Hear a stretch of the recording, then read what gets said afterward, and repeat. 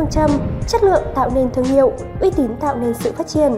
Cùng đội ngũ nhân viên hùng hậu, giàu kinh nghiệm, dịch vụ chăm sóc khách hàng chuyên nghiệp, dài hạn, chúng tôi cam kết mang đến khách hàng sự hài lòng nhất.